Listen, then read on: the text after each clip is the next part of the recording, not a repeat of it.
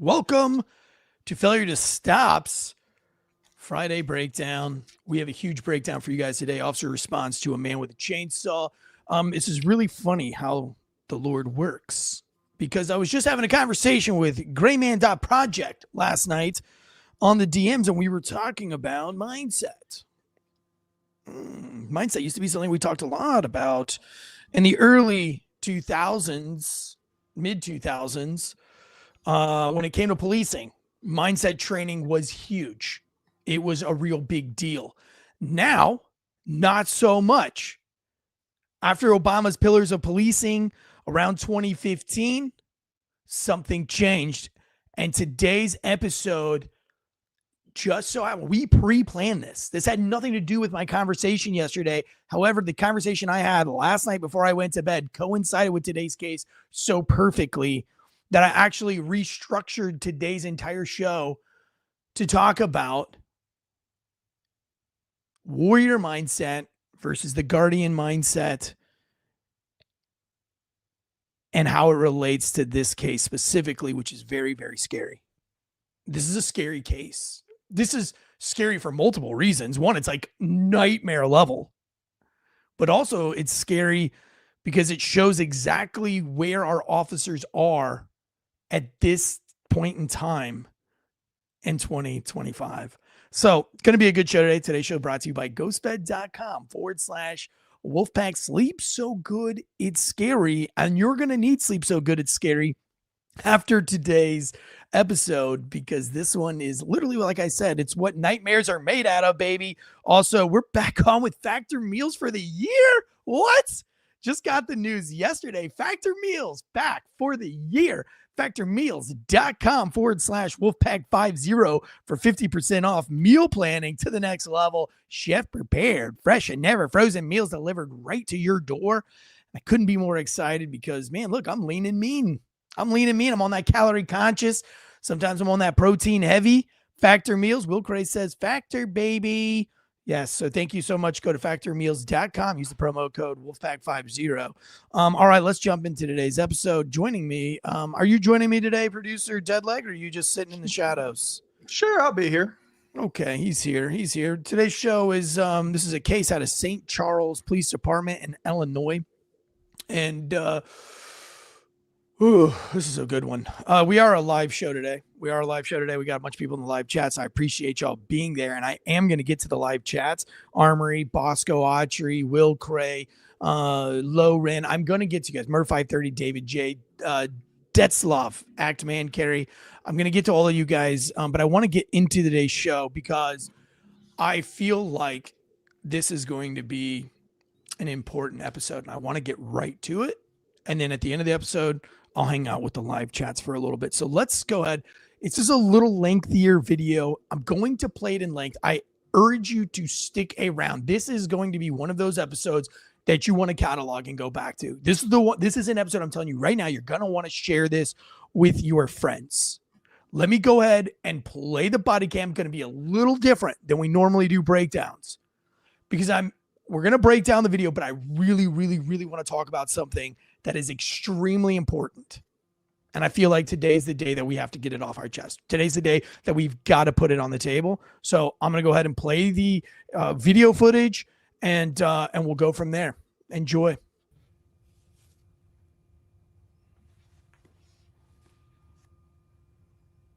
For you audio listeners, St. Charles police officer responded to a call, man wielding a chainsaw inside a senior living community. Graphic content, viewer discretion is advised. And though you are audio listeners, you're going to be able to get the picture from the audio. You're going to be able to visually see this, but 99% of you are audio listeners, and I apologize because this is a little longer video. This is one of those episodes where you should probably go to Failure to Stop's YouTube channel, hit the subscribe button, please like and share, and then watch the video. This is so important. So I'm just going to go ahead and play it. Here we go. Chainsaw, I tried to cut that tree. He went into that door right there? Yeah, that front entrance door. This one with the pillars? Yes. The white pillars? Yes. Okay. Can you do me a favor and just hang out here for a second? Okay. 1358. Hello. Tell me to send the log out to someone else. Just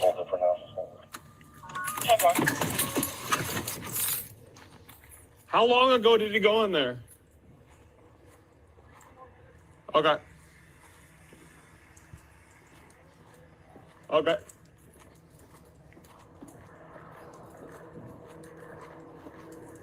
I'm just going to fast forward a little bit. Out. As part of this breakdown for you audio listeners, he's just been told that a man with a running chainsaw ran into the assisted living home. And that is what the 911 dispatch has said as well. This police officer is walking relatively slow. I'm not saying that this officer should be running at this point, but I think he should be moving in earnest. Expedited pace. Expedited pace.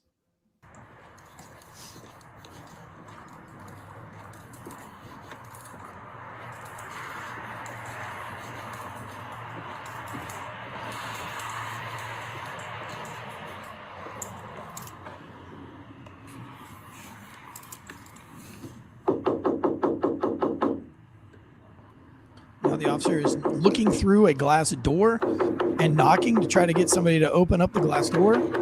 Hey! Nobody's listening to him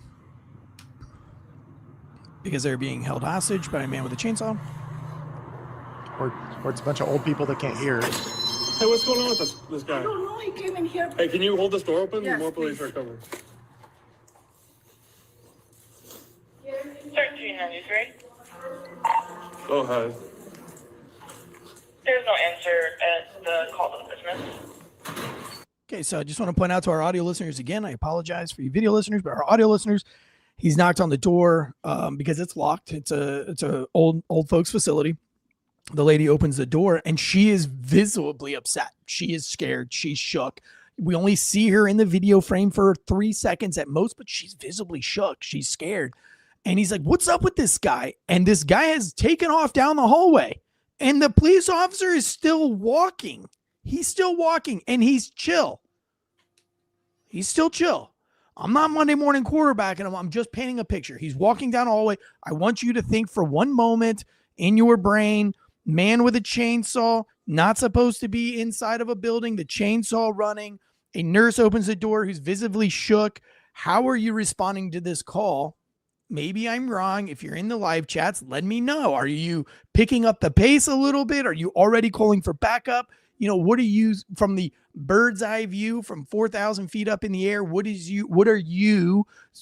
are you putting into motion knowing what you know now? Hold that door open. Hold that door open. 10-4.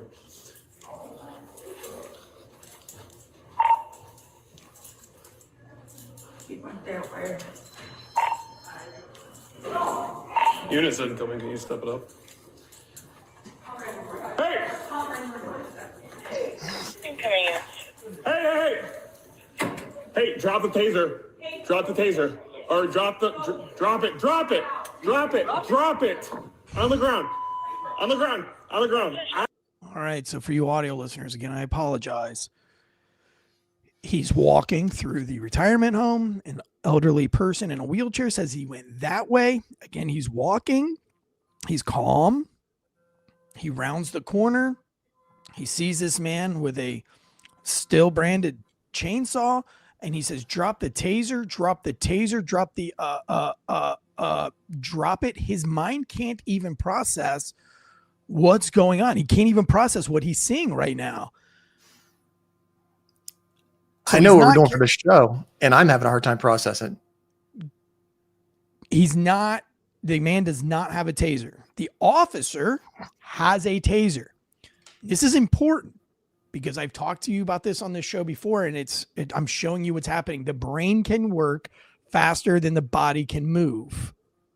And so sometimes the brain is still processing what is going on. I'm sorry, the body can move faster than the brain can process. So he's pulled out the taser, but his brain is trying to process everything. And so he's telling his body, pull the taser, get your taser out. And he's saying, drop the taser at the same time because his mind isn't keeping up with what's going on. He's got kind of like the what's the hourglass that's spinning, but your computer's still processing. It's exactly what's going on in the guy's brain right now.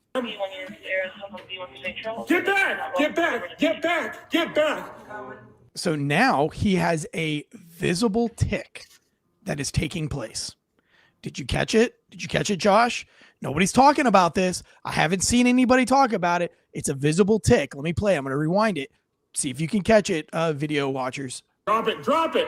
Drop it! Drop it! On the ground! On the ground! On the ground! Get back! Get back! Get back! Get back! Hey, drop. Hey. Hey. Step it up. Hey, drop the chainsaw. Drop the chainsaw. One at taser point.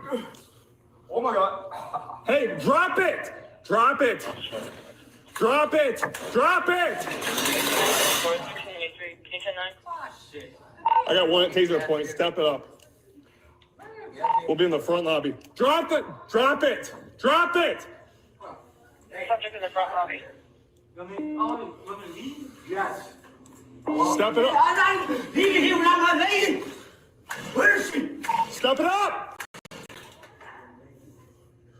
Drop it. I just want my wife, man. I just want to. Take it aboard. Take it. Hey. Hey.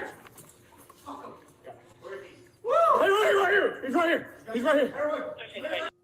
Oh, this is a lot to uncover for you audio listeners. Let me just play it for you. One, we have extreme repetitive repetition. This cap has no idea what he wants to do or how to do it. He hasn't processed any of this in his brain. Basically, I would say at this point, this cop is code black, condition black-ish. Like he's right there. He's on the verge. If we don't know what red is, or what the color code is for this, if you're a civilian, basically you have green. Like a lot of you guys watching this right now are actually probably in the yellow. You're a little bit tense. Your adrenaline's kind of pumping just a little bit because you're watching something like this on the YouTubes and you don't know what's going to happen. And so you're kind of sitting in the yellow right now, but green would be like kind of what you were doing last night when you were sitting on the couch, probably watching The Office or some kind of a sitcom like that. You're in the green, your guard's down, your gun's not within arm's length away from you. You're locked in your house. You're cuddled up on the couch with your loved one, yada, yada, yada. And so now you that is in the green. Yellow is you're kind of like you're amped up. Red means like there's a threat in front of you and you're dealing with the threat. Condition black is when you just shut down completely and, maybe kind of like a shell shock type scenario that you see in something maybe like Saving Private Ryan or something. This guy's right on the verge of red and black. He's on borderline shutting down. So he's got his taser out. Let me ask you this in the live chats. If you have a man inside of a retirement home that's obviously off of his rocker and saying, I want to see my grandmother now, and he's visibly trying to crank up a chainsaw, are we at the taser level of use of force on the use of force continuum, or have we escalated to a firearm at this point? Is it deadly force? Let me ask. I'll leave it up for you guys in the chats, and then I'll come back to you, Deadleg, and see where you're at on that. I'd like to see if, a lot of civilians in the chats, I'd like to see, is a man trying to start a chainsaw inside of a old folks home, is that grounds for pulling out your firearm versus having your taser out? I'm trying to speak in plain talk here for civilians, not trying to talk like a cop right now. Big Bird, the Cookie Monster, are you putting the taser away once he starts trying to crank this thing, or do you think it's appropriate to allow your taser to be out and we keep our firearm in our holster? We're going to talk about it here in a second. I just want you guys to be thinking about that, and then I'll run to the chats shortly. Come on. Get him out. Come here. He's on the other side. Oh, shit. Oh, shit. Oh, shit.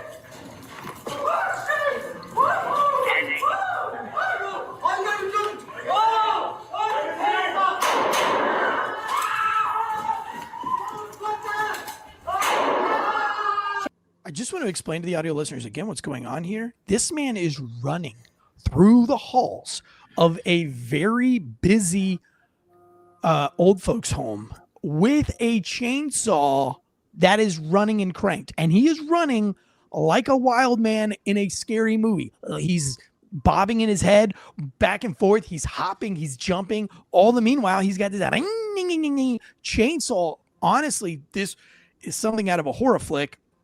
And you have him chasing other cops. We have cops running down the hallway away from the guy with the chainsaw. Now, our police officer that was first on scene, once the chainsaw got up, another cop comes in and cuts him off and pursues it. So he's pretty much condition black for the moment. Like, you're first on scene. You're the one that has control over this, and you're allowing another officer to step in front of you and get to work. Like, I need to know what's going on here. We're going to talk about it. We're going to break it down.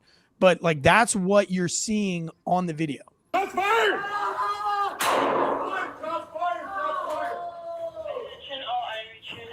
Now, it was a really well-placed shot from the officer. There was an officer in front of him, and about maybe less than a foot away is Terry in his electric wheelchair. Back it up, Terry! Put it in reverse! Not to make light of this, but honestly, it would be one of the things pumping through my brain as I saw this. He's in the same type of wheelchair as Terry from the famous YouTube video. Back it up, Terry! Put it in reverse. And this is a really well-placed shot because the officer that originally cut him off is still in front of him. And was that condition black officer that pulled the gun? They both did. Okay, let me play it again. Let me play it in reverse. So let me just play it one more time. Okay. All right, so the second cop fires first, doesn't stop the guy. He fires again. No, this guy never shot. He never pulled his trigger. Or did he? I know he tased shell him. casing come out. Get him over. Get him over. Doesn't matter. And now we have a lot of blood coming out of the suspect here. They do a really good job of getting him into handcuffs pretty rapidly. His hands are visibly, all the officers are shaking. Now, officer number 1, listen to his breath as he's putting these handcuffs on. Move your...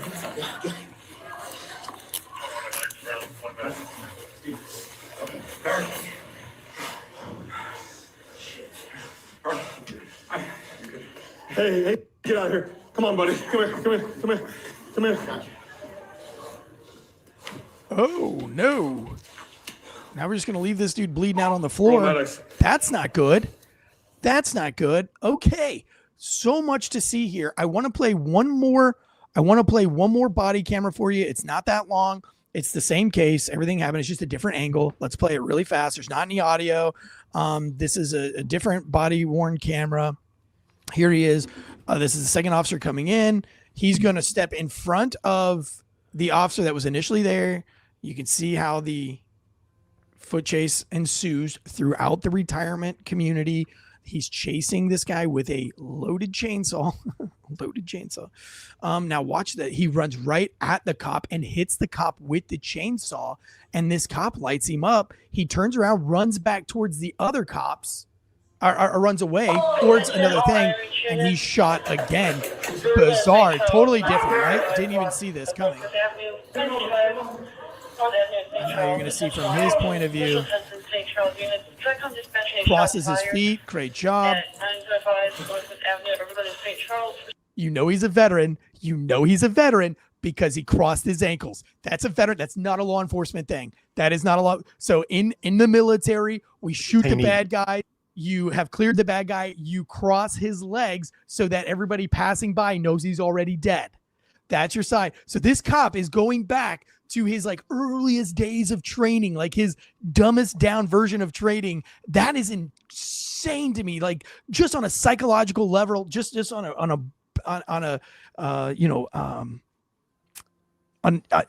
it's fascinating to me. It's very fascinating to me that that's where his brain went back to. And I think it should be studied. People who study the brain and things like that. Again, this Gray Man project that I was talking to, Brady Pasola, he's writing a book right now and it has a lot to do with mindset training and stuff like that. And we were talking about this stuff, and it's like all I could think about is when to have this conversation about this case, because you're seeing a lot of that play out. Adrenaline does weird things. Folk get around and find out in the chat says, yes, it's very, very interesting. He crossed the feet. I remember in training for myself on our last training scenario, it was a training scenario, stress-based training scenario with fake rounds, and they pull you into an office and it's just you, and they say, hey, you have a domestic violence thing. It's happening in a parking lot. Head out these doors and take care of it. This is your last training mission for, before you leave the academy. And I went outside, and this man gets in this gun battle with me. And so ends up being two people in a gun battle with me. And I'm grabbing cover, and I'm pulling rounds out, and I shoot the one guy behind a dumpster, and the other guy moves around to another part of cover. And so I know that the bigger piece of cover is that dumpster that I just laid this guy down. So I start running to the dumpster, and I put rounds on the guy that I've already dumped on the ground. I slide in behind the dumpster. I take this guy's gun. I pop the slide, pop the magazine, and I throw the magazine and the gun out in the woods, and they index. They're like, index. And they're like, what are you doing? What did you just do? And I was like, oh, sorry. I wasn't going to continue a gunfight next to a dude that has a gun and magazines next to him. And I'm still have one gun in my hand. So I was like, if I throw it in those woods, and they were like, oh my God. Okay. All right. Well, like, index. And I thought I had failed. They made me redo a different scenario, but I ended up having to go and sit before a kind of like a board, not really a board. It's more of like an after action review. And they were just like, so like psychologically, what was going through your brain? And I was like, well, this is what was going through my brain. It was my military. That was my military mindset, was like, get this gun, get it out of the way, and let's stay in the fight. I also shot the dude as I was running up there. Like, he's already down. I'm like, yeah, but like, I don't know how down he is. There's a gun next to him, but they're like, the gun was on the ground. Like, he was laid out and the gun was beside him. And I'm like, I didn't have time to make sure of that kind of thing. So like, I put rounds on him as I was going by, and it was like, I ended up having to redo the scenario. They kind of saw that as a fail. They didn't know if they were going to drop me from the course altogether. Like, it was kind of a big thing. And so here we go again, like this military mindset. Although this isn't a dangerous thing, he's just crossing the guy's legs because that's what went. That's the first. That's my guess. Maybe I'm wrong. Maybe this guy wasn't in the military and he just crossed the guy's legs for whatever other reason. But I tend to think that this guy must be military. Let me keep playing. Listen to the breathing. Come on. What's up? Move your.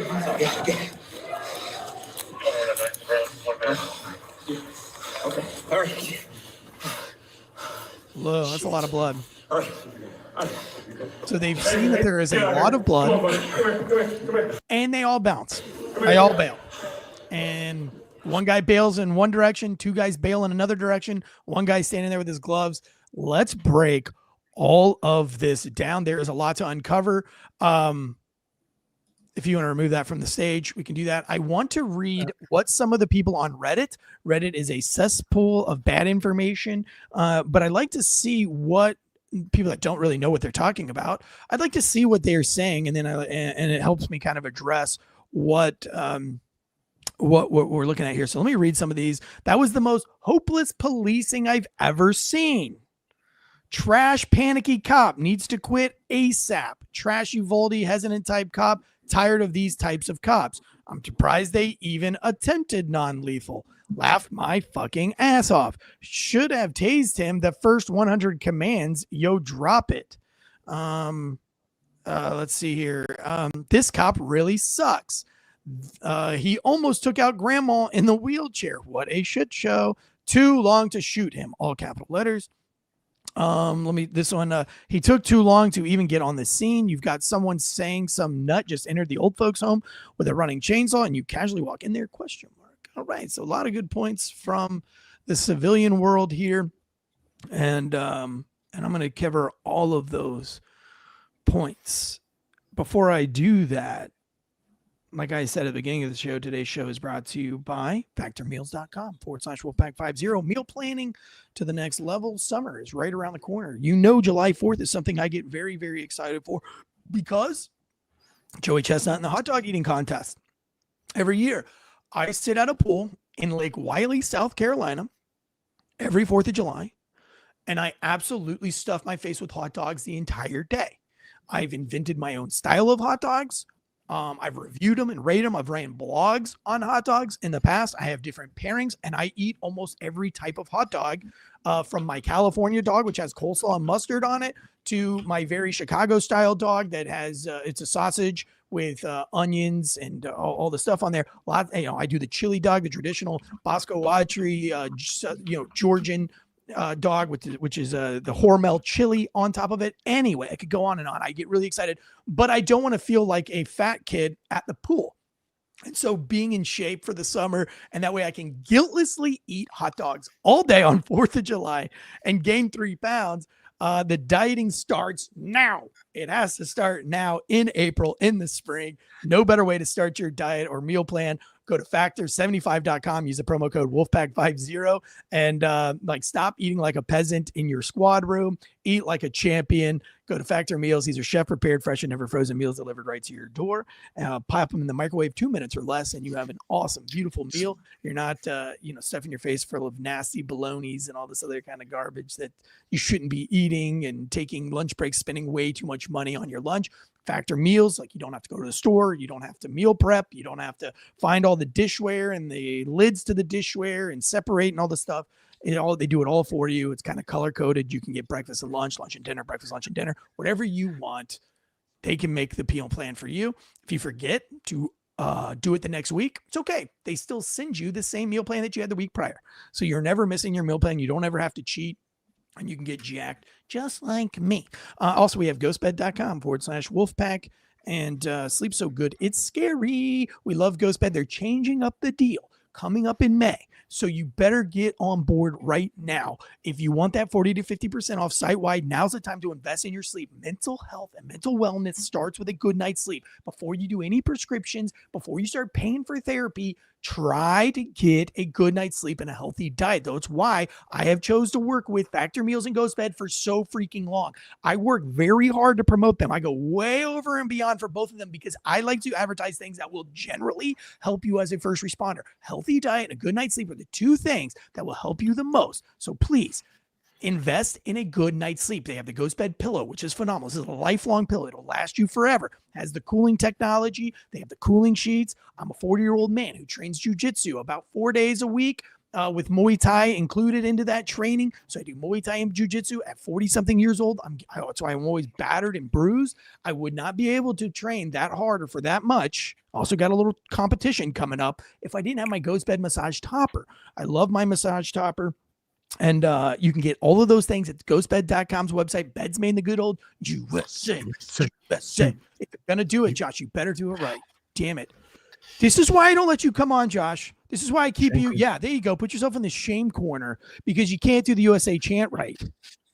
It's almost as if you haven't even seen Rocky IV, where he goes to Russia.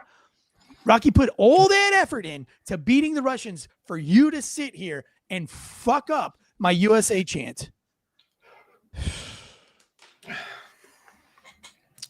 Should have brought a chainsaw. I'm just kidding. But yes, there are good beds in the USA. So we appreciate it. Somebody in the chat says that Costco has the best hot dogs. Absolutely. 100%. Just the way I like them too. Very long, thin hot. Keep going. No. Be very descriptive. Veiny. I'm not going to do that. Okay, here we go. I promise, chats, I'm going to be more chatty with you, but I have to. This is a very important episode. We're 30 minutes in, and this is where the meat and potatoes of the episode comes in. All right, so mark your timestamps for 28 minutes and 20 seconds. Go ahead, Josh. You wanted to say something before I get into this? I was going to say, just think about what your Sunday, December 1st, you're getting ready to go into the Christmas season. You're on a day shift on Sunday, and at like 8:50 in the morning, a call comes out for a guy wielding the chainsaw. Yeah. Tell me that's not a prank. Tell me you haven't heard Okay, I see anything where you're going like with that. Tell me that's not a swatting call. Mm-hmm. You got a chainsaw guy at the old folks home? Right. Get out of here. I might not think that this is completely 100% serious, but I've also gone to some crazy, weird, stupid stuff in the randomness of days. Like a call for 2 random people wearing furry suits, taking pictures of stuff like that. That's something that I've actually went to. But when I got the call, I was like, are you sure this is a call that we're actually taking and we're going to? But I've done it. So Like, you're going to get into the mindset. It doesn't matter whether you're in New York City and you're going to like the 90th homeless person down in the subway trying to stab someone for the 90th time for the day, or you're in wherever this is on the outside of Chicago. This could happen anywhere. Mm-hmm. You got to have that mindset. So I want to talk. I want to get real serious for a moment for law enforcement. Might even do a separate episode on this on Patreon, but I don't want to put something like this on a paywall. I want everybody to be informed by it. There's a lot of new officers out there. My book Pig Latin comes out August 25th, and that's what Grayman.project. He's got a couple 100,000 followers. He got a copy, and he was reading it, and he was telling me that he really enjoyed the book, and that was really neat. And we started talking about his book, which is about mindset, that's coming out, about mental wellness and mental mindset and warrior mindset type stuff. And it occurred to me there are a lot of officers that are new to policing since 2015, since the Obama pillars of policing took place. And so they have been indoctrinated with the current mindset training. We saw on the Reddit, the comments, they weren't very good. Not very good comments. They referred to these guys as Uvalde style officers. Now, you remember, maybe you don't, but President Obama I don't care where you sit politically, was one of the worst presidents of all time when it came to law enforcement. He did not support law enforcement at all. He was actually, his policies were very anti-law enforcement, to include the Obama pillars of policing, which he named after himself. I'm not making this up. I'm not being hyperbolic. This isn't part of my FAWKES political commentary show. Although if you do like my politics, please have it over FAWKES News. Take a listen. Obama's pillars of policing. Let me just read them to you really quick. I'm not joking. They're called the Obama's pillars of policing. President Obama's pillars of policing outlined in the president's task force on the 21st century policing focused on 6 areas: building trust, legitimacy, oversight, technology, social media, community, crime reduction, officer training and education, and officer wellness and safety. So here's the breakdown of each pillar. Pillar 1 is building trust and legitimacy. Pillar 2, policy and oversight.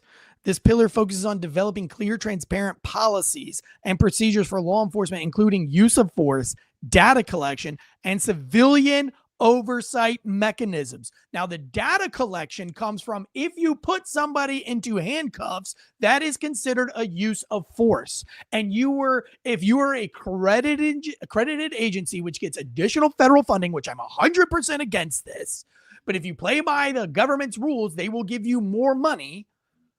I don't know if that's a good thing or a bad thing. It hasn't worked out so well when you have somebody like Obama in that is anti-police. However, if you wanted to be a part of this federal funding and you wanted to get more funds for covert cars and all these other things, you had to play by these rules. And part of those rules were on your federal use of force forms, they included handcuffing as a use of force. So numbers wise, what do you think the number of uses of force and police officer departments we're going to do? They're going to significantly increase. So when you had uses of force that usually is if you use aggressive hands-on force or a show of force via you had to pull out your pepper spray, that was considered use of force, not simple handcuffing. Like if I say, Josh, you're under arrest, you turn around, put your hands behind your back, and you do so, that was not a use of force. No. But now, with Obama's pillars of policing, that became a use of force to put somebody simply in handcuffs. So now police departments don't want you to put people in handcuffs because it shows that you have increased your uses of forces. Okay, they're being subliminal here. They're being low key assholes, and so that's why we have people doing like less and less, because these agencies are like, we need less uses of force, and you don't want to do as much paperwork because that's another step in the paperwork. So now we're putting less people into handcuffs. The civilian oversight mechanism. Again, we could talk about that all day. Let's go on. Pillar 3, technology and social media. This pillar advocates for the responsibility of strategic use of technology and social media, which has clowned and made policing an absolute clown show. doing the community and cringe engagement from law enforcement on social media. This is the sheepdog trying to have a conversation with the sheep when obviously the real sheep and a real sheepdog cannot communicate with each other because they don't speak the same language. Here we are trying to do that, and we all look like fools and idiots. Pillar 4, community policing and crime reduction. This pillar emphasizes community-oriented policing strategies. So now we take real hardened cops off of their beats, put them into a community atmosphere. They don't make arrests because they're built on community. After 2 or 3 years of just being community officers, they lose all sense and touch of reality. Let's go back to the woman who was a community police officer, and then they had the such an increase in violent crime that they put her back on the force, and within 3 weeks, she shoots somebody when she meant to actually tase them. It's because they put them in these community policing squads for so long that they forget how to actually be cops. And they actually start to side with the citizens, and here's how that looks. I'm a street cop, a real deal street cop, and I make a whole bunch of arrests, and everybody that I arrest goes to these community policings, and they complain at these community policing, these community organizations. They complain about the officers, and at first, these community officers who were street cops, they have the backs of the street cops.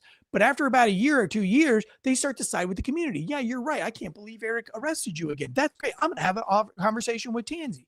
And then me being a grumpy old street cop that's having to deal with the same shitbag over and over again, I now have this clean-cut community officer who has a 9-to-5 cush job, doesn't have to work overtime, is not doing 25 police reports a night, comes up to me and be like, hey, man, why don't you chill with the whole crack pipe thing with,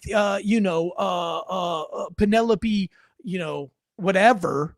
I don't know. Think of a crackhead name. I don't know why Penelope came to my brain, but then they're going to come out with Tequila. You keep harassing Tequila over a crack pipe. No, I arrested Tequila because she was threatening to stab her boyfriend, but she didn't really cross the threshold of being able to arrest her for threats, but she did have a crack pipe. And I thought instead of just citing her for the crack pipe and then her stabbing her boyfriend later on in the night for the third time, I'm just going to arrest her for the crack pipe, and then she won't be my problem. So there's more to the story. But you community police fucking retards don't know that because your noses are so stuck up the asses of the community because you're trying to climb the political ladder that you forgot what policing's all about. Pillar 5, training and education. This pillar highlights the need for comprehensive training and education for law enforcement, which we didn't get. They took away reality-based training and incorporated DEI training and don't rape each other training and don't sexually assault your partners training, which was not going on a wide scale to begin with. But you know what is going on a wide scale? Is mental health issues and us having to respond to wackadoodles with chainsaws in retirement communities. But we're not getting reality-based training on that. And so nobody's practicing what to do when the time comes, not to mention school shootings and all the other stuff. By the way, a lot of the paramilitary style shooting training, which include reality-based training, ended up disappearing under the Obama's pillars of policing. And pillar 6, the last pillar, the most important thing, they wait and save it for last. And that is officer wellness and safety. This pillar recognizes the importance of officer wellness and safety, both physically and mentally, and advocates for comprehensive support systems and resources for law enforcement officer. One, I think it's a huge slap in the face that this is a number 6 pillar. That's absurd. That should be number 1. And number 2, any of your leadership that fell for this shit and didn't push back on it and has gotten us to where we are in 2025, 10 years later, still playing and still abiding by the Obama pillars of policing, shame on you for not critically thinking. Shame on you for not actually looking at the crime statistics. Shame on you for wanting to climb the political ladder and try to make chief or make the next rank and not pushing back on this bullshit. Shame on you for putting federal funding in front of actually protecting your officers and your community. And let's break it down piece by piece because this isn't my opinion. This is fact. A lot of these cities, crime has gone up significantly. Violent crimes have gone up significantly. Now, they'll try to play it on a month to month to make it look like there's a dip, but the overall trend is growing and was growing through 2015 all the way through 2019 and 2020. It got so bad that the FBI, and we did a whole episode on FAWKES, that they sent out to 50 of the largest cities that they hand selected. They picked 50 large cities and they sent a survey to those cities. All of those cities happen to be left-leaning, left-ran, and all of those cities, I think, 28 or 30 of those cities opted not to do the survey at all.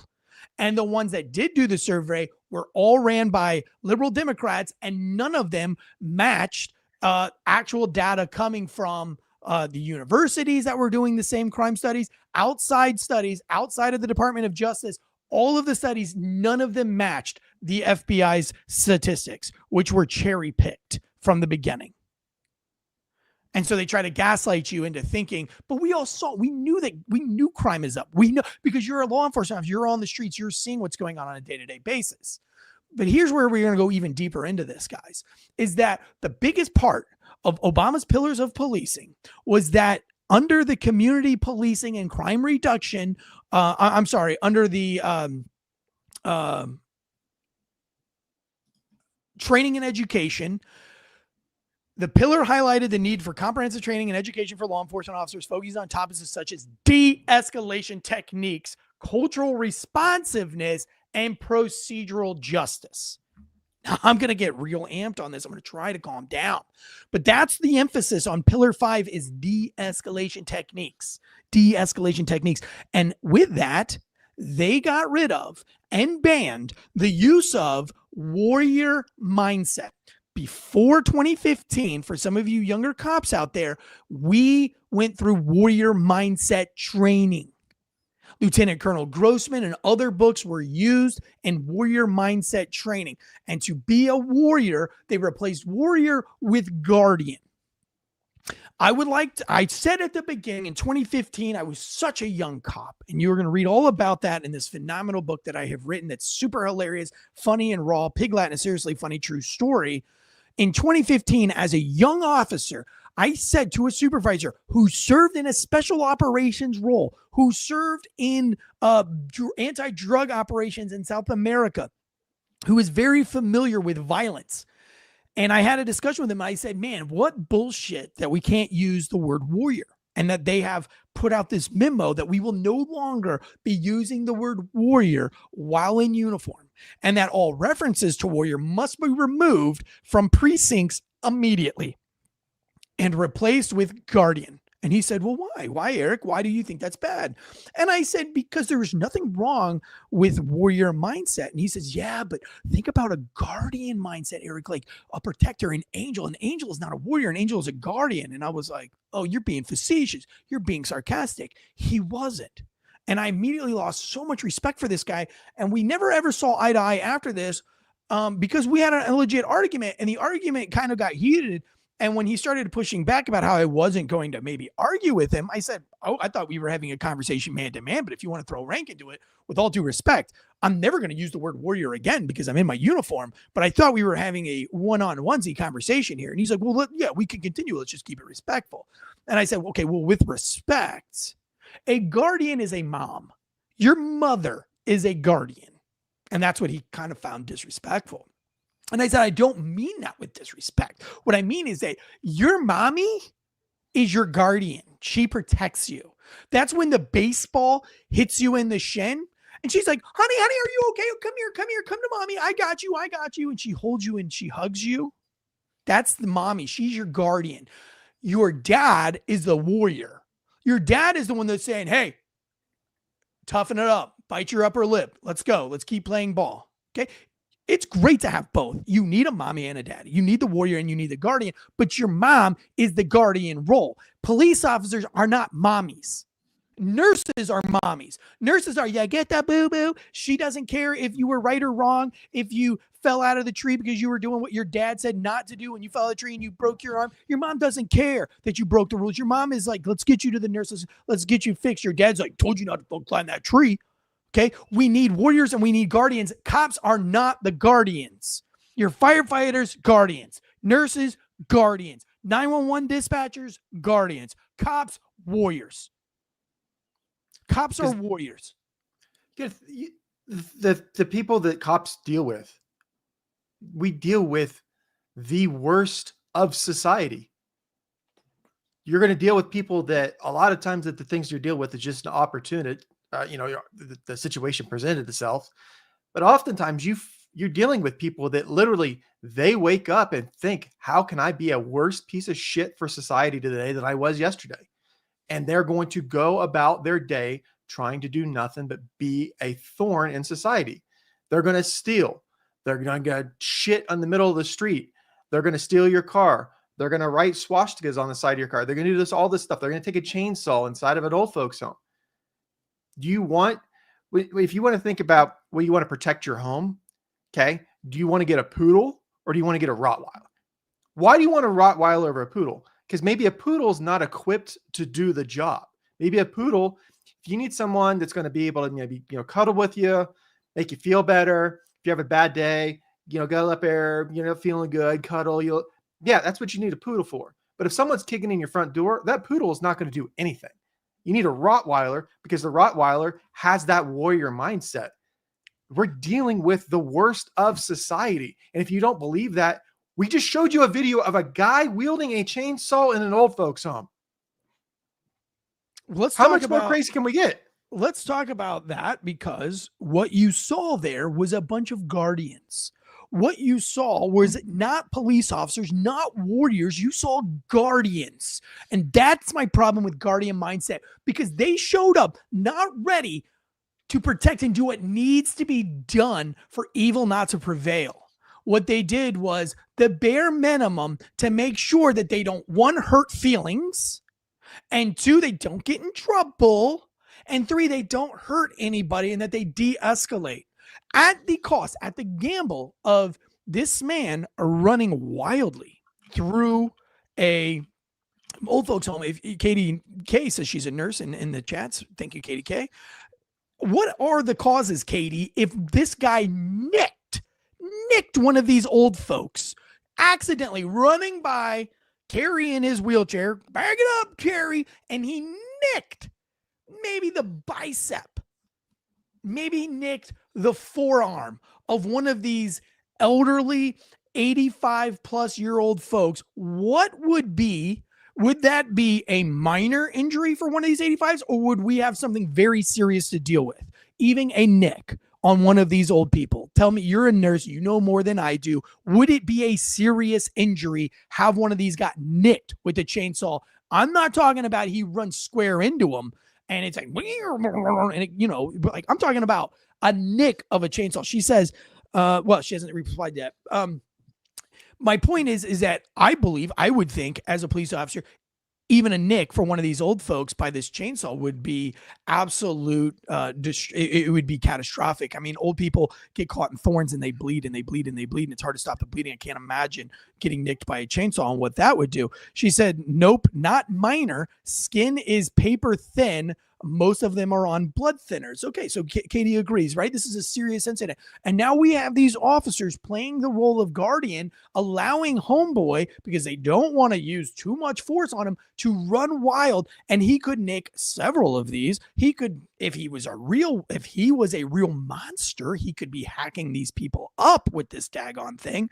And he shows up with a taser to play this guardian role. You must be a warrior. And before you start, you anti-police people start in on this and say, like, we demilitarized the police in 2015. And then you saw Uvalde. That's what happens when you don't have shields, when you don't have Bearcats, when you don't have warrior mindset training. We're going to have more things that happen that we're not accustomed to and that we don't have planning for. When you have the tools readily available and you know how to use them, you are so much more of a guardian than you were if you are not trained. Let me prove this to you.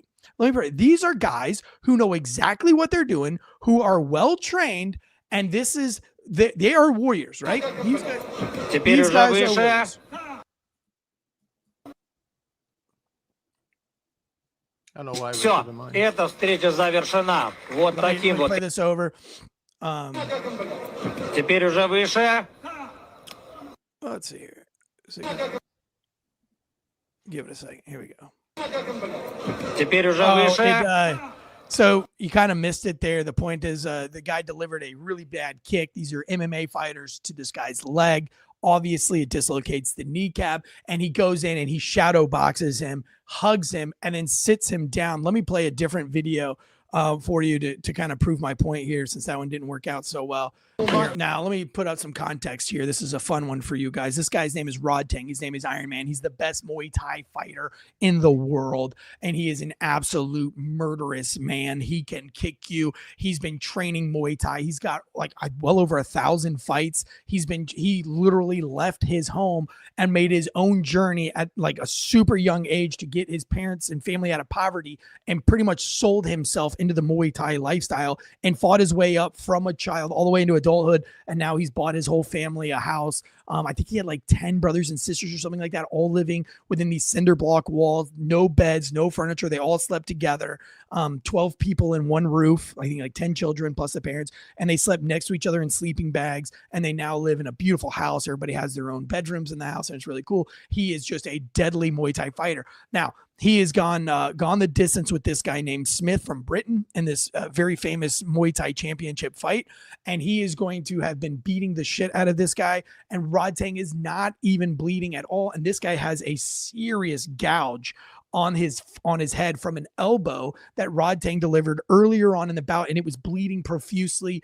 And plus the gouge under this guy's eye. This guy is not going to quit. He's not going to throw on towel. This is not in America. This is totally different rules. This guy could easily die here in the ring. And this warrior, not a guardian, but this warrior, Rod Tang, the Iron Man is what they call him. Here's how he carries out the last 1 minute and 23 seconds of this fight.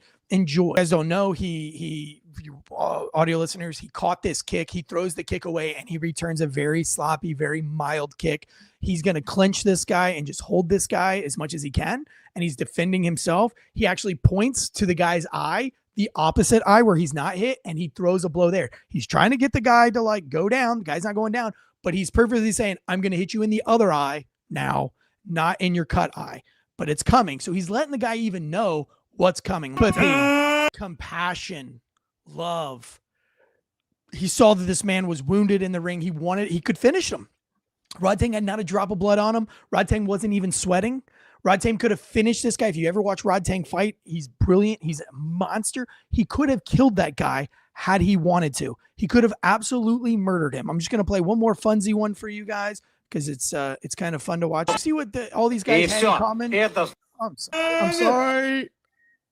What these guys all have in common is that they all know when to go and when to back off because they are confident in their training and they're confident and where they're at. If you watch a very sloppy street fight, if you watch even cop street fight, they go too far. They throw one more punch. They allow all this crazy adrenaline to take place. But guys who are well-trained, guys who are mentally capable, mentally able, they are not like that. These guys, that's what being a warrior is. A guardian would be scared, running around the cage, throwing wildly, throwing wild punches, not being a real warrior. Also, you're scared. You might pull your gun out if you're a guardian. And like this guy very early on in this body camera footage, he already goes into, he can't tell you that this is a chainsaw. He's already on he's already diminishing returns here. He is like, drop the taser, he can't even get his commands correct. And he still has a taser. Then he's holding the taser with two hands. He doesn't switch to his gun until another officer shows up and has his gun out. And it's like a light bulb goes off and he's like, oh yeah, I should probably. Meanwhile, this guy's cranked up like 3 or 4 cranks worth to get a chainsaw going. Like this officer should have had his gun out on the first attempt, not much less waiting for him to start the chainsaw altogether. Then we have officers actually running away from the fight instead of using movement tactics where you step off the line and deliver well-placed shots really closely. We allow this guy to run and gallivant around a home. This is what the guardian mindset is doing to police officers. And we have to get away from it. I hope now that Trump is back, we somehow go back to a very warrior-like mindset because a warrior is an absolute protector. The father figure in my proverbial speech earlier, the father, do you think the father doesn't love his kid because he's telling his kid to bite it up? No, he loves him and he's trying to do more for him. And he knows that in the long run, this is going to be better for the child. Whereas the mom is going to coddle, but you need some coddling and you need to stiffen the upper lip. Now all we have are coddlers. Every industry is a coddler. We have therapists that are coddling. They won't tell you you're fucking fat and you need to stop eating bullshit. They won't say that. We have coddlers in the nursing programs where the nurses can't tell you how they really feel, or they can never do any harm, which is fine. I get that. Nurses should be that way, to be honest with you.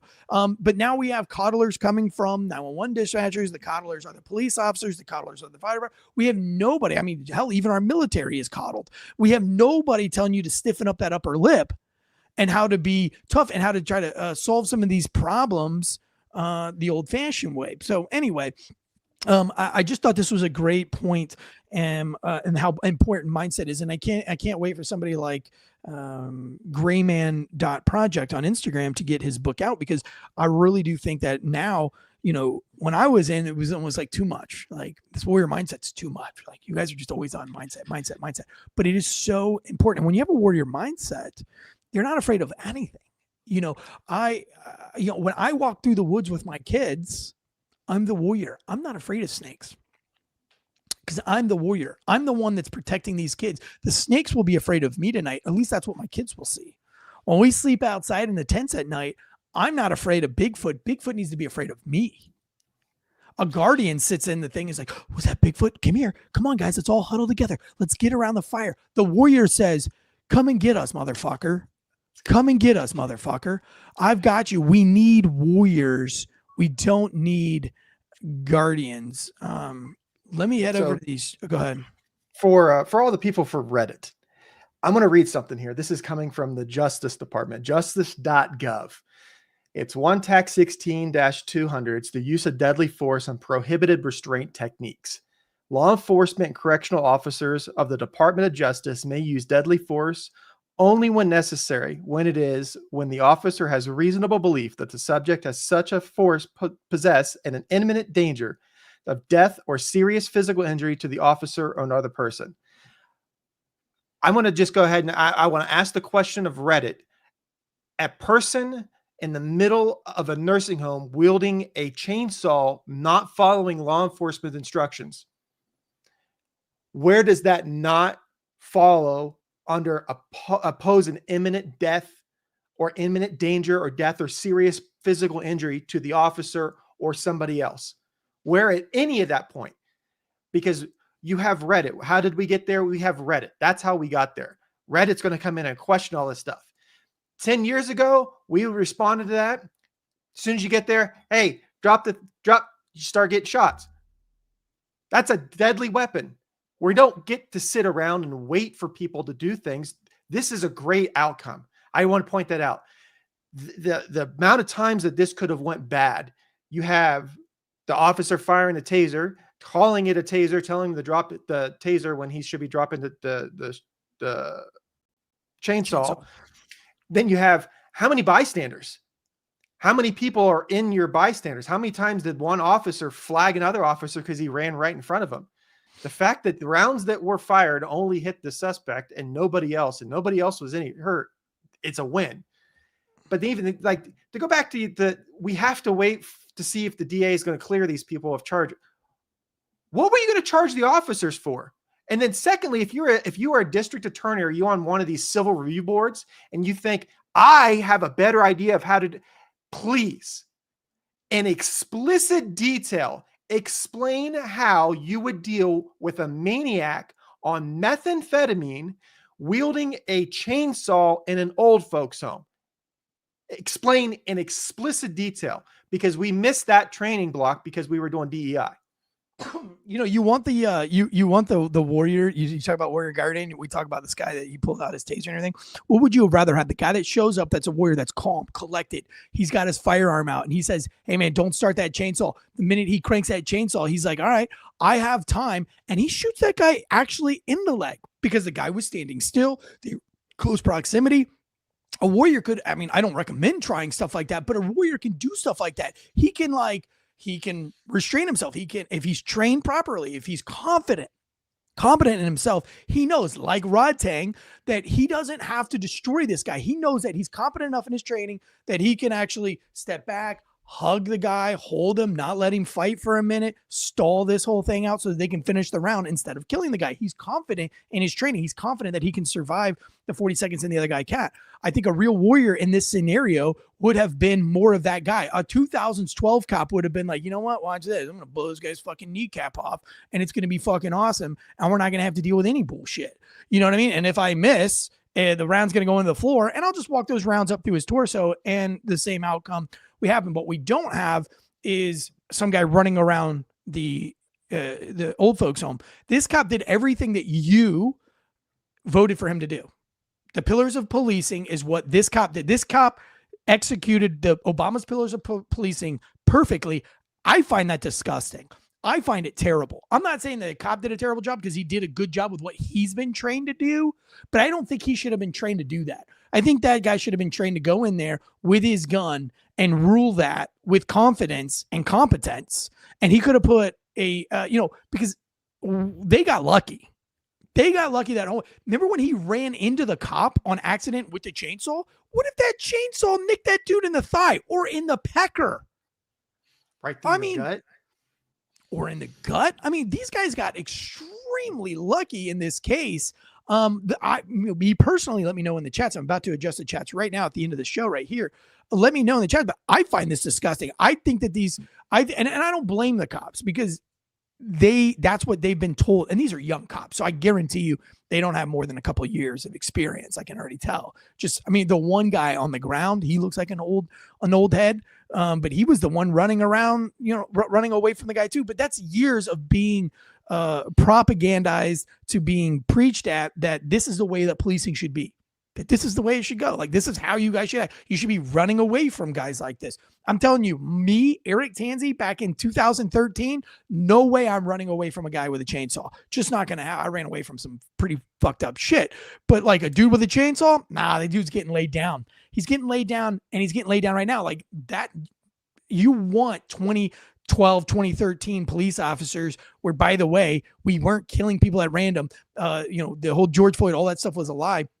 Your policing was much different, and crime was actually way down back then because cops were actually well trained, coming out from combat experience, guys that had a warrior mindset, and they could do something to talk people down other than saying drop it, drop it, drop it, put it down, drop it, put it down. These seasoned veterans who wouldn't be freaking out, who wouldn't be on the verge of code black, would have been like, hey man, is your mom here?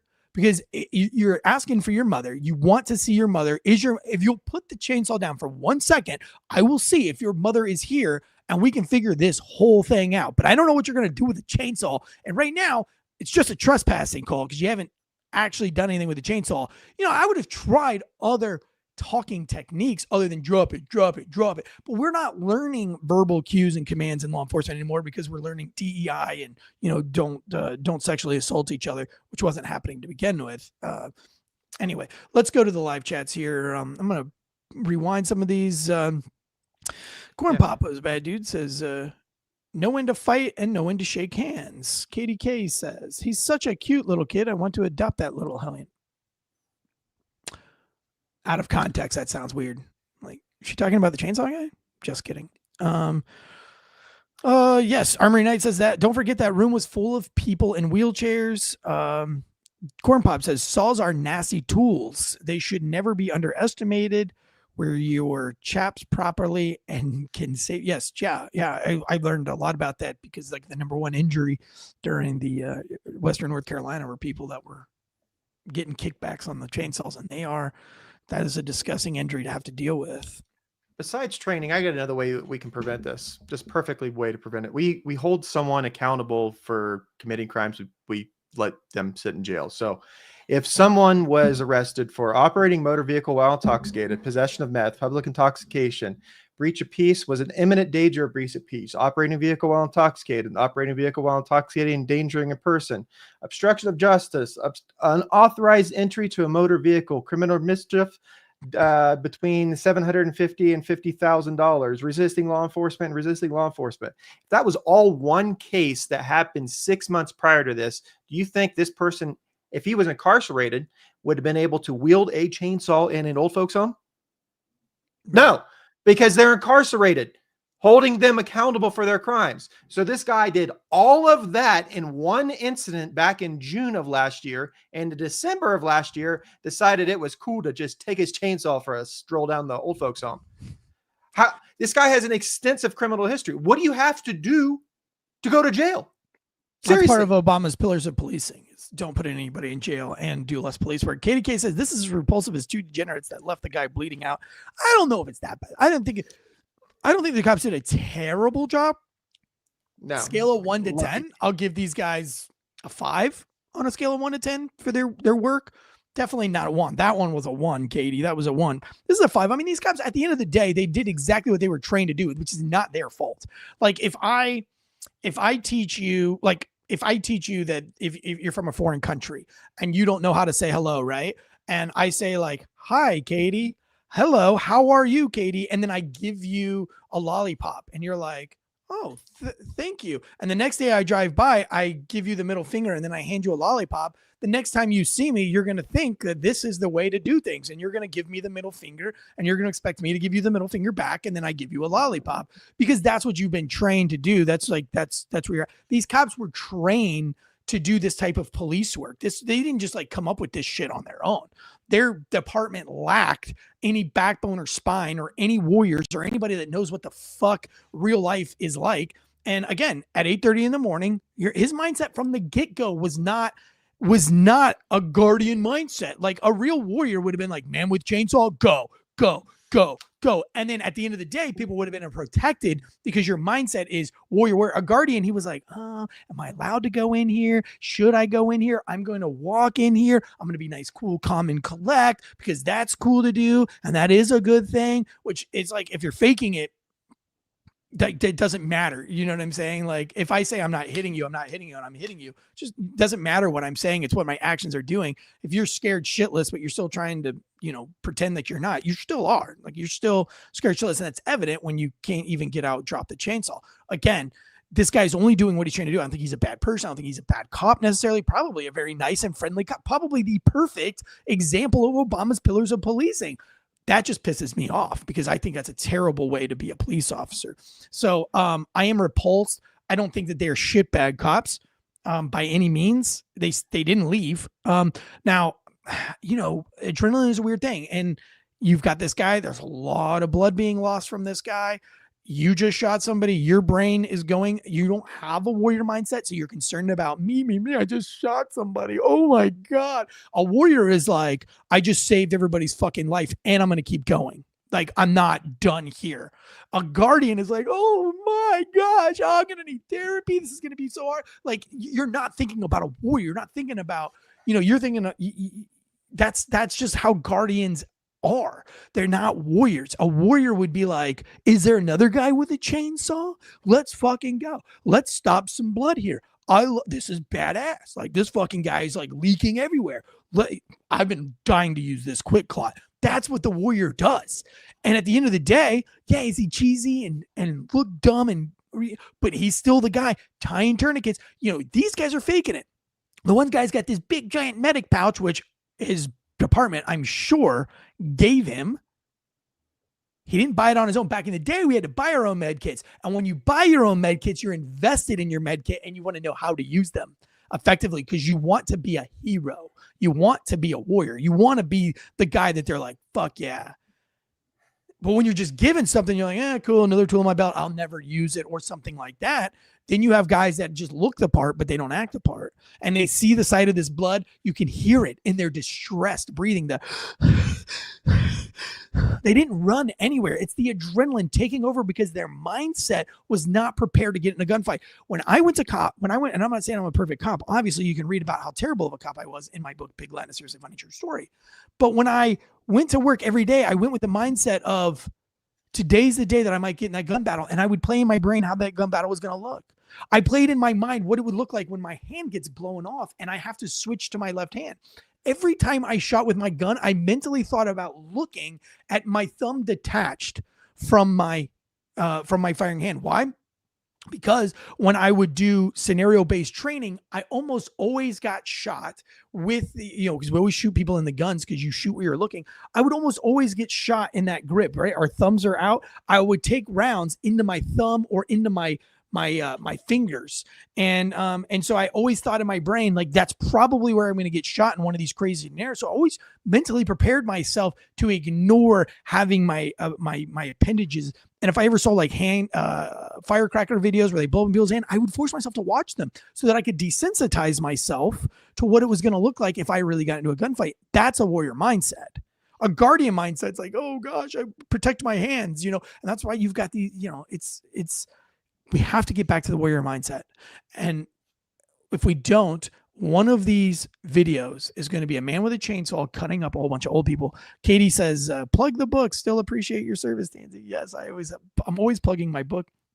Corn Pop says, Tractor Supply carried big packs of equine gauze if anyone's balling on a budget. Cool. Corn Pop, I'd have not only know how to get his lights off, but also how to shut the chainsaw off. Yeah. Anyway, yeah. So a good episode. I appreciate you guys. Just a quick book update. The reviews are coming in at goodreads.com. I encourage you to go to goodreads.com and just look at the reviews that are coming in. They are fascinating. This book is it's picking up steam. We appreciate you guys being a part of that. Please pre-order the book now and you will get a customized artist by first responder artist Jonathan Bates bookmark of me tasing a girl in the vagina. This will get mailed out to you. All you have to do is pre-order the book, take a screenshot that you pre-ordered the book, send me the screenshot in my DMs, and I will tell you, all you have to do is send me your address and I will mail you this. If you join our Patreon, it's $3 a month, less than a cup of coffee, you're going to get all 4 of these bookmarks. If you buy a second book and you promise to give it to a first responder, then you will get the other 3 bookmarks as well. So please buy the book, buy one for a first responder, and collect all 4 of these. They will be signed by moi, and they will send to you. They're all characters from the book. And that's that's for the pre-order there. So go ahead and pre-order the book. The Patreon, though, has extra content, including Tansey Time, which is a very personal, in-depth look into my life leading up to the Book of Pig Latin. So if you want to know about all my failures and all the shit that I've done and all the dumb stuff and the cool stuff and everything that made me who I am, going through Special Forces Assessment and Selection, going through the Special Forces Qualification course, ended up getting out of, my deployments to Afghanistan, getting out, becoming a cop. If you want to know all of that stuff, it's under Tansey Time, a new episode every week for you guys leading up to the book release. There'll be some book readings on there as well, closer to the book release, a lot of other stuff. So it's $3 a month, get you onto our Patreon. I recommend, I think it's cool. It's just extra. That $3 goes to paying for all the guys that are here on the station that are putting out extra content. It's some extra content from our FAWKES News podcast, which is where we're at multiple days a week. So you can follow us over at Fox. And also, it will help pay for the book tour so that I can come be at a city near you this summer, which is going to be really exciting. And of course, I'll be bringing Josh with me a bunch, John with me, Jason Kiefer a bunch, some of my comedian buddies. I am performing at Charlie Goodnight's this Saturday, Big Comedy Club, with J. Darrell White for the big comedy special for Jay. And, Tyler says he's got yours pre-ordered. Just make sure that you've DM'd me and we have chatted. So because I'm going to start mailing these out here pretty soon. I have hundreds. I just didn't want to mail them out right now because some people bought one book and so they've got the one bookmark, but then they've bought a second book for the first responder. So rather than me buying all these stamps and sending you multiple, I can just make one quicker trip. So still time. This is limited. I'm not going to do this forever. So if you want the and I already have like 300 or 400 of these from you listeners that I have to mail out. So it's a lot. And I have to do this by hand. So it's crazy. But if you want to get on that, I don't have auto. I'm not Joe Biden in it, dude. I'm getting you an auto pen. Yeah, I'm not Biden auto penning anything. I'm doing this all by hand. So I appreciate you. My wife ordered me the book and I let her read it. I'll let her read it. Perfect. Sandwich lotion, Transy. Mayonnaise. Somebody said sandwich lotion. No, it's God's anointed sandwich oil. It's not a lotion. It's God's anointed sandwich lotion. Get it right. Mayonnaise is the best. M says, I want to pre-order the book, but I will be moving and I don't know what the new address will be. M, I'll tell you this. I'll tell you. Pre-order the book. Send me a DM. Eric Tansey _official. Send me a DM. I'll give you my address. Have it mailed to my house. I will sign it, and then I'll mail it to wherever your new address is. And then my lips will have kissed that book that you sent. And if you're a dude, I'll let my wife kiss the book. We'll both kiss the book. Book will get pregnant and have STDs. We do not have STDs. My wife and I are fucking clean, dude. We do have babies, though. And say we. Don't bring Ashley. Oh, Lashka says, does any mayonnaise go on any form of a hot dog? So yes, on the California dog, which let me tell you about my California dog that I invented. So the California dog has mayonnaise on the bun, hot dog. I have to answer the door. Good. Onions, like sprinkled onions. No, I'm sorry, coleslaw, sprinkled onions, and then 3 miniature red tomato slices on top. That's the California dog. And then you eat it, and it's really good. Oh, I think there's avocado. No, I think the California dog. I'm wrong on that one. That's the Florida dog. The California dog. I'm so sorry. The California dog has avocado on it. It's very similar. The Florida one is the one that doesn't have avocado and has coleslaw. The California one does not have coleslaw. It has avocado. Sorry, but yes, mayonnaise on both of those, by the way. And I pair that pairing is I pair it with a dry rosé. The Chicago style dog with the onions, the caramelized onions, and it's on a sausage. The New York dog, very similar, but it's a hot dog with the onion. The Chicago style one, I pair it with a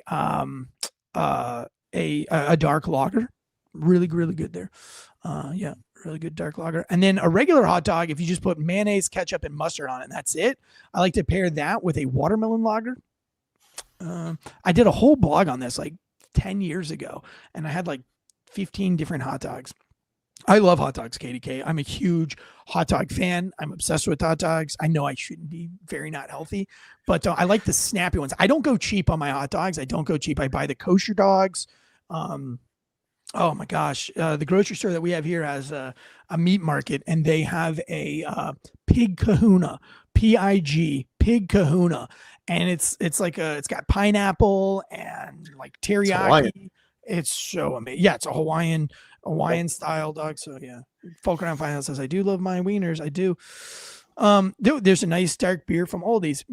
Funny story. Going back to Aldi, when I am a sommelier, I'm a certified specialist in wine. Obviously, I owned a distillery for a while. Don't own the distillery anymore. Sold it this year. I had my distillery, but Aldi back in the day, before they moved to America, sent me cases of wine to rate and review. And some of the cards, the review cards and Aldi about the wine were my reviews. And I thought that was really cool. So one of the first Aldi's in America, I was actually did a whole blog on it. And then Lidl did the same thing, sent me cases of wine.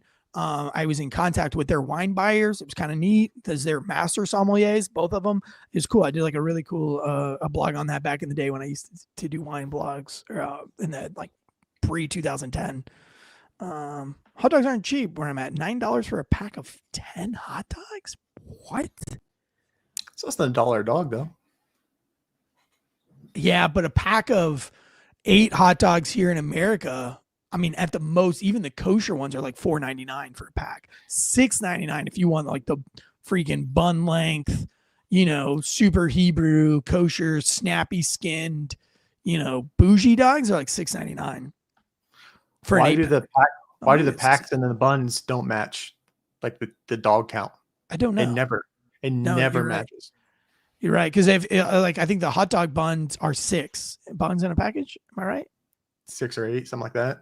6 or 8, something like that. Yeah, I don't know.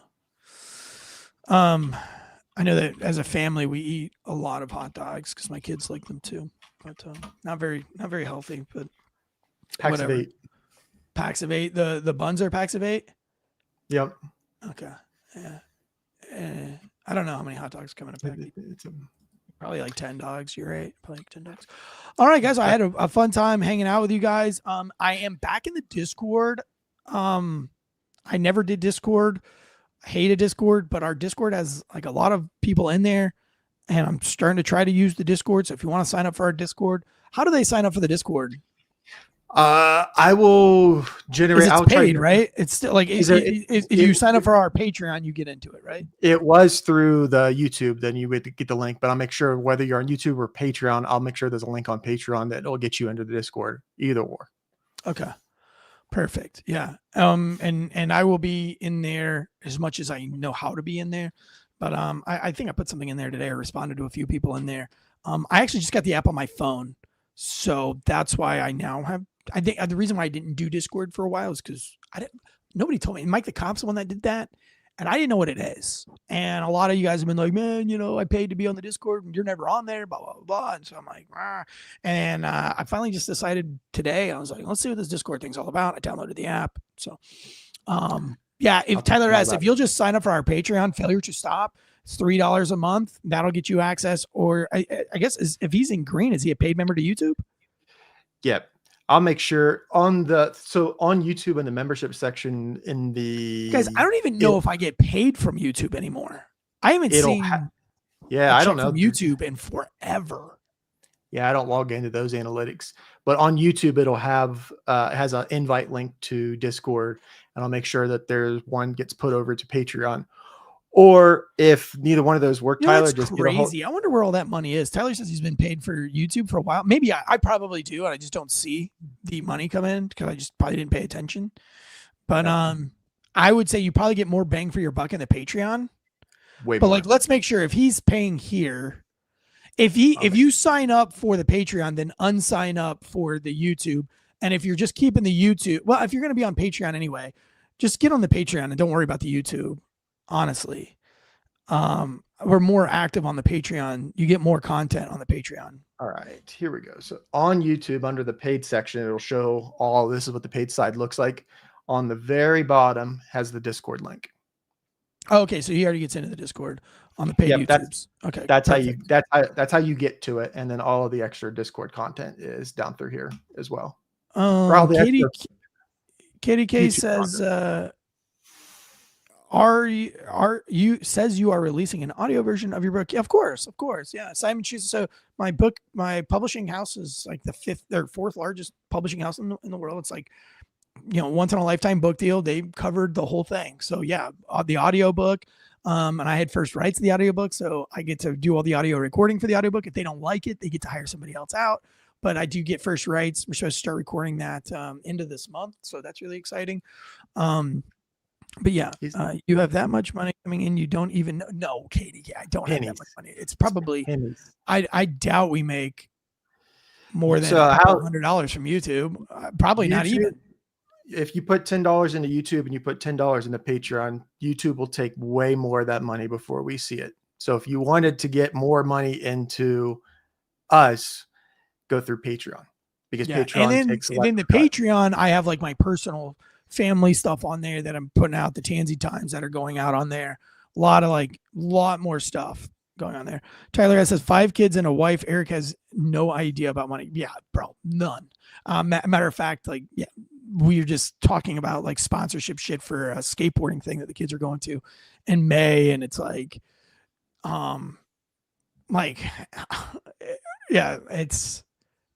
it's always something. It's like, what sponsors are paying for them to go versus giving them shit to go. Like, you know, it's like, it's weird. Yeah. Because like, yeah, it's, there's so many different sponsors that pay you. And like some sponsors are net 90. So they have 90 days to pay you. Pay on the back some end. Are net 60. Some like pay you monthly. Some like, it's just, yeah, keeping up with the money is, and I'm, you know, what's really funny, and I'll probably put this on their Patreon because this podcast is lasting forever. But my old assistant at my distillery, she's an African-American female named Kane, tons of attitude, and just a really close friend. And she just started homeschooling her children and stuff like that. And so the goal is to actually hire her to be my assistant when the book comes out, to track down money, to track down more sponsors, to, you know, help me figure out where I'm going next on the book tour, yada, yada, yada. And I think that's going to be really fun because her and I are insane together. We would be an HR nightmare which is what my wife is afraid of. She was like, you guys are like, I'll tell you one quick story before we get out of here, personal time story. But one time, like my bar was full, my rum bar was full, and it was packed to the gills, and the line was like around the door, and my bar staff was trying to crank out these rum drinks, and Kay Dean was running the register, and so she screwed up the register and made it all go out of order. Like it wasn't an alphabetical order anymore, and she was like, Eric, I messed up the machine. What's going on with the machine? And I was like, what did you do? And she's like, I don't know. And in front of everybody, I go, see, this is why we don't support Black Lives Matter. It's because shit like this. And she's like, well, this is why I hate cops, because you're all assholes. And dude, this one lady came up to the register and she was like, so I just waited in line to tell you that I am leaving a 1-star review for this place, and that, honey, you should not let that man talk to you that way. And it is disgusting. And she goes, oh, honey. Oh, yeah, you don't have to leave a 1-star review, and you didn't have to wait in line because I don't care. She's like, the amount of shit that I give him. No, we don't have thin skin around here, honey. Like, that's just the way we fucking talk to each other. And that's how we get shit done. Like, do you want your drink on time and him to be, or do you want to wait forever and him be like nice and cutesy? She's like, no, honey, that's not how we do things here. So it's like, we always have we had like a lot of fun working together. And yeah, we were we were like super politically incorrect. And then, and she would like, it was just, we had like a great time, and like new shirts would come in and she'd walk over and she would like steal the shirts, but she would say like visual, like audibly in front of like all the customers. She's like, Eric, I'm stealing these shirts, not because I'm black, but because I work here and you don't pay me for shit. So I'm taking these shirts for free. People would be like, what the fuck? You know what I mean? It was like, we're nightmares. So it's going to be a lot of fun working with her again. And I think working in this capacity is going to be great because there's so many great things coming. So yeah, it's very fun. So yeah, we have a great workspace. We have a blast together. So hopefully we'll have Kay Dean on team Failure to Stop here soon, and she'll be getting us even more money because she's the best saleswoman I've ever met in my life. One time somebody was looking at shirts and they held up a shirt and tried it on. And the woman was like, oh, it fits you. You should get it. He's like, I don't know. I don't really need knowledge. She's like, it fits. And he put it back. She walked out from the bar, grabbed the shirt, brought it up the register. And when they checked out, she rang the shirt up and he's like, oh, I didn't. And she goes, you've already picked it up. You've already tried it on and you already said you liked it. And she was like, we're not this isn't a petting zoo. This isn't like a touch it and go. She was like, you looked at the shirt, you put the shirt on, you're buying the shirt. And, she's like, she's got these like dreads and she's like bigger than life, personality. And like this poor white guy with all of his white guilt was like, oh yeah. Well, it's a nice shirt. It's a nice shirt. And I'm like, you are such a piece of shit. She's like, they'll never say no. They'll never say no to me, Eric. So she is like the best salesperson of all time. So I can't wait until I can afford to bring her on board full time. So Tyler says, again, y'all make the job difficult trying to lay out and chat and laugh. I wouldn't want to do it any other way. Well, good. That's what we're here for. But I've been on here for an hour and a half of your time. I appreciate you guys. Kay says, is Kay Dean Jamaican? She is. Oh yeah, she's from Jamaica. That's crazy that you knew that. Yeah, no, she's 100% Jamaican. She took my rum to Jamaica, which was like a really cool thing. Is a really big deal. But yes, Kay Dean is Jamaican, and she doesn't have a Jamaican accent, but her mother is from Jamaica, blah, blah, blah. But she's, she might have like a little bit of a Jamaican accent, but dude, she's got the fucking attitude.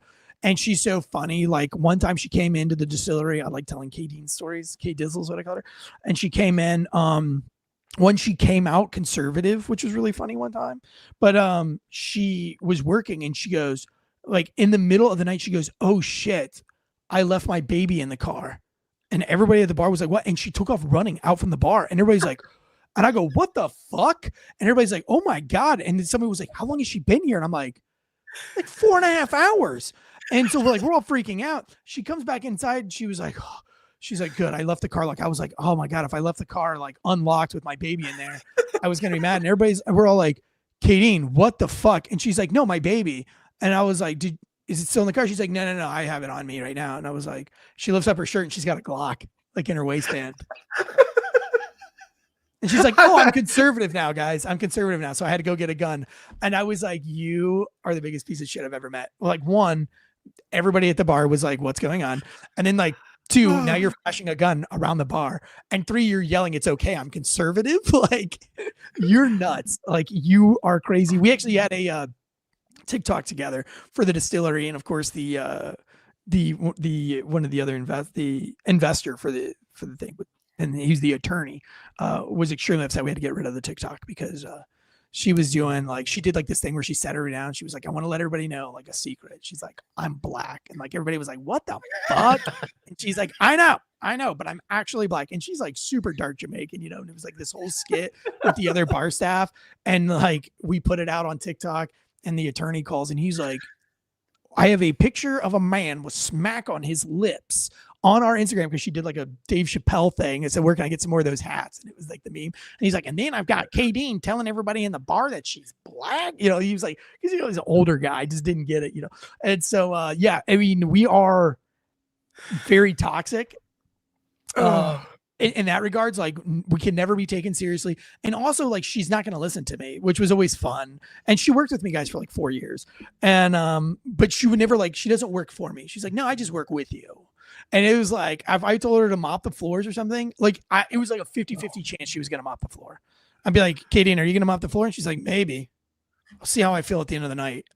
And like, literally swear to God, she might leave and not mop the fucking floor. And I would be like, not going to mark it. She's like, no, I did a lot of work tonight. Mopping the floor wasn't one of those things. So get to it, boss. And she would leave and I'd be like, damn, you bitch. And then I would mop the floor, but it was fun. Like we've never once had a bad moment together. It was all in fun and she worked her ass off. So she could say shit like that because she worked so hard that she could say whatever she fucking wanted, you know, but she would say it in front of customers that didn't know that. Like, so the customers would just be like, damn, you're just going to let her like walk out like that, you know, and like tell you to like go clean the bathrooms. And, you know, it's like nobody ever like kind of, only very few of the, you know, the Patreons that showed up every, you know, Friday night or whatever.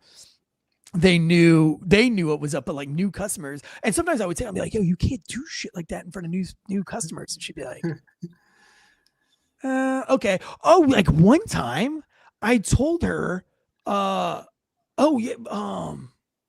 I can't tell that story. It's too bad. No, I can't tell that story. Maybe Patreon.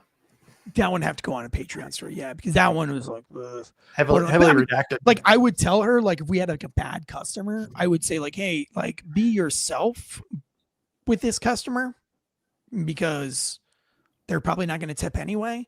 And they're being assholes. So like, just be yourself. And like, I only said that once and it was the worst because like, we're talking like slurs and like no holding back, like just being nuts. Like the people left like in shame. I was like, no. So it's like, I have to tell her very specific. So I'm thinking it would be really fun for her to work for me for a year, work with me for a year, doing the book thing, but it could be chaos. Like, because she can't get in trouble because she's black and she'll say that. She'll be like, you can't yell at me. I'm black. So just going to have to deal with it. And then I'm like, damn, you're right. And then she'll be like, I'll tell everybody you're racist. And I'll be like, damn. And she probably has proof. Like one time, this is another fun story. One time she said, Eric, I need you to come out here and do a video. And I was like, all right, what are we doing? And she's like, I want to do a video where you're the slave and I'm the master and you just have to act like a slave.